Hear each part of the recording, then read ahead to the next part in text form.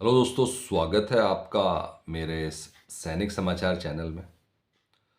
दोस्तों, आज की वीडियो में बात करेंगे जो एक बड़ी घोषणा हुई है, जहां पे सरकार ने नए साल का तोहफा दिया है और नए साल के तोहफे के रूप में 65 लाख पेंशनर्स और 50 लाख केंद्रीय कर्मचारियों के जो वेतन में बढ़ोतरी और जो हर 10 साल में जो वेतन आयोग गठित होता है उसकी घोषणा कर दी है। और अब दोस्तों, जो नेक्स्ट स्टेप है वो है कि आपका जो है काफ़ी टाइम से जो बजट में एक्सपेक्टेशन चल रही थी, मीडिया रिपोर्ट, तमाम जो भी लेटर जारी किए जा रहे थे, उन सब पे विराम लग गया है, क्योंकि सरकार ने अब फाइनली वेतन आयोग को लागू करने का निर्णय ले लिया है।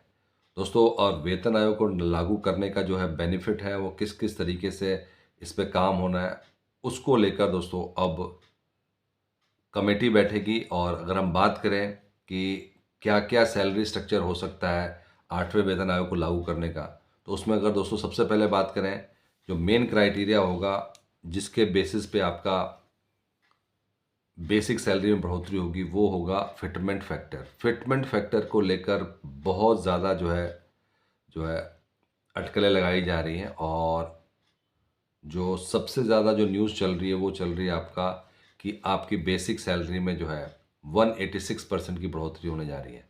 और उसका रीज़न ये है कि जो सेवन्थ पे कमीशन में 3.68 का जो है फिटमेंट फैक्टर का जो है प्रस्ताव रखा था, लेकिन सेवन्थ पे कमीशन में जो है 2.57 ही मिला था। तो कहीं ना कहीं 186% सैलरी में बढ़ोतरी की इसलिए बात की जा रही है क्योंकि 2.57 के बाद से अगर हम बात करें तो वो 2.86 फिटमेंट फैक्टर आ रहा है। और अगर 2.86 फिटमेंट फैक्टर की आप बात करते हैं तो उससे आपका जो बेसिक सैलरी है वो सीधे सीधे जो है 51,480 हो जाती है। और 51,480 का मतलब है दोस्तों कि आपकी सैलरी में 186% की बढ़ोतरी हो रही है। और अगर हम डिफरेंस देखें तो 21,960 है, जो कि एक काफ़ी अच्छी शुरुआत होगी अगर केंद्र सरकार इसकी मंजूरी देती है। हालांकि ये बहुत मुश्किल लग रहा है। अगर हम सेवन्थ पे कमीशन और एट्थ पे कमीशन के फिटमेंट फैक्टर की डिफरेंस देखें तो ऑब्वियस उस टाइम पे 2.57 था, तो अगर ये 2.86 है वही ज़्यादा एलिजिबल दिख रही है। लेकिन इसके अलावा भी फिटमेंट फैक्टर के बहुत सारे और भी एंगल आ रहे हैं, जहाँ पे अगर 1.86 करते हैं तो 33,480 रुपये हो जाता है। उसमें भी आपको जो सैलरी इंक्रीज़ है वो 3,960। तो सिर्फ और सिर्फ मैक्सिमम जो 186% बढ़ रहा है उसी को देखते हुए ना देखते हुए बाकी भी देखा जा रहा है कि और क्या क्या हो सकता है फिटमेंट फैक्टर। मैक्सिमम जो डिस्कशन हुआ था वहाँ पे जो फिटमेंट फैक्टर है वो 1.92 की बात की थी, और 1.92 पे काफ़ी डिस्कशन चल रहा है।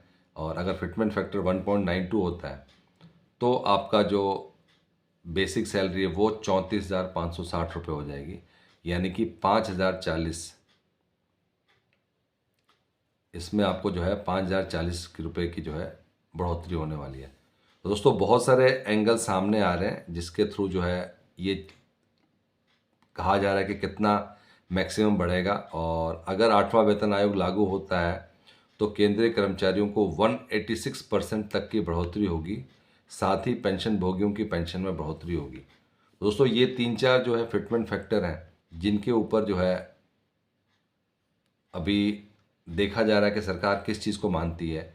क्योंकि अगर 8वां वेतन लागू होता है तो कर्मचारियों का जो न्यूनतम वेतन है 18,000 से बढ़कर जो है 51,480 रुपये हो सकता है। और वो जो हमने अभी बात किया जहाँ पे आपका फिटमेंट फैक्टर इसमें क्रूशल रोल प्ले करेगा, अगर मैक्सिमम 2.86 मिल जाता है तो आपको जो है 51,480 मिलेगा।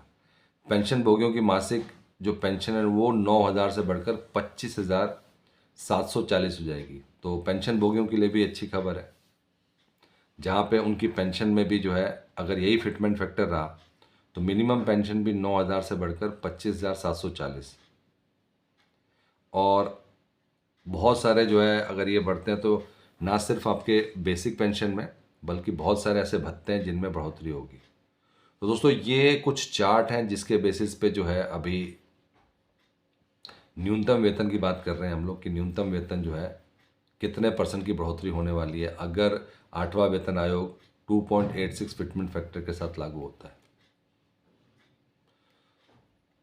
दोस्तों ये था आज का इंपॉर्टेंट अपडेट सभी केंद्रीय कर्मचारियों के लिए, पेंशनर्स के लिए।